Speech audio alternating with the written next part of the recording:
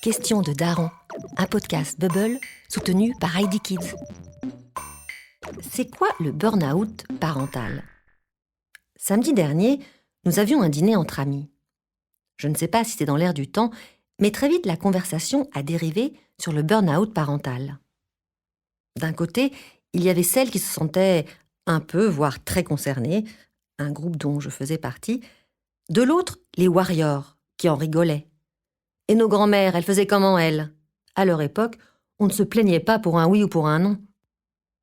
Telle une carpe la bouche ouverte, sur le moment, je suis restée à court d'arguments. Et puis la nuit venue, mon ego malmené s'est mis en mode « tu es vraiment une loseuse ». Alors, pour qu'il me lâche la grappe, je me suis documentée. Et voici ce que j'ai trouvé. Premièrement, le syndrome du burn-out parental toucherait 5% de mères et de pères, et 8% des parents seraient à risque. C'est peu, certes, mais si on ramène ce chiffre au nombre de familles en France, soit environ 10 millions, cela concernerait plus de 500 000 familles. Tout d'un coup, je me suis sentie moins seule. Deuxièmement, même si le burn-out parental est moins connu que le burn-out professionnel, ce n'est pas une invention pour les parents tir au flanc, non. Ces 3 symptômes sont clairement identifiés. Le premier, l'épuisement. Il peut se manifester au niveau physique, avec une fatigue chronique, mais également au niveau émotionnel, avec le sentiment d'être à bout, et cognitif, avec l'impression de ne plus arriver à réfléchir correctement.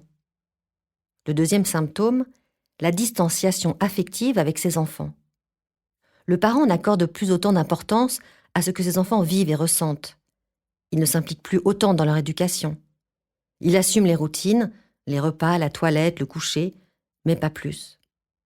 Le dernier symptôme, la perte d'épanouissement et d'efficacité dans son rôle parental.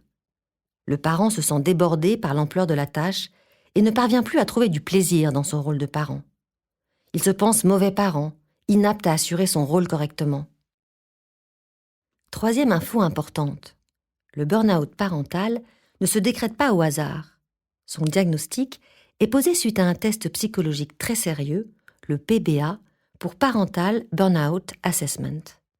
Ce questionnaire, mis au point en Belgique par 2 docteurs en sciences psychologiques, est le résultat d'un vaste programme de recherche initié en 2015 avec plus de 45 pays, qui a permis de mieux comprendre la nature, les causes, les conséquences et le traitement du burn-out parental. Mais pour quelles raisons ce syndrome a-t-il explosé ces 20 dernières années ? S'il n'y a pas de cause précise, à part le cumul travail-enfant que nos grands-mères connaissaient moins, il existe en revanche des facteurs de risque dont le perfectionnisme fait partie.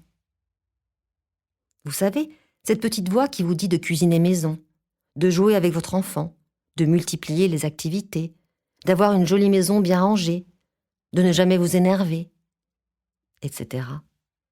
Tout cela contribue à transformer notre rôle de parent en un véritable sacerdoce alimenté par l'idéalisation de la parentalité, censée nous épanouir, et par la compétition parentale sur les réseaux sociaux.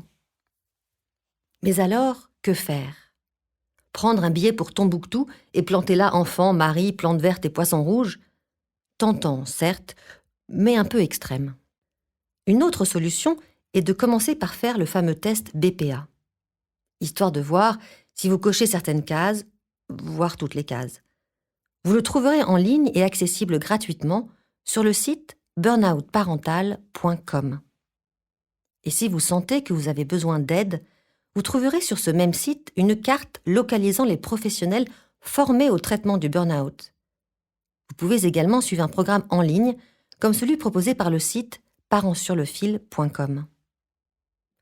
Votre job sera d'apprendre à en faire moins, en lâchant prise, en vous faisant aider si possible, en acceptant l'imperfection. Bref, en revoyant à la baisse, de manière drastique, vos exigences de parents parfaits. Cela vous parle ? Question de daron ? Les darons, posez vos questions en envoyant un mail à podcast@bubblemag.fr. À bientôt.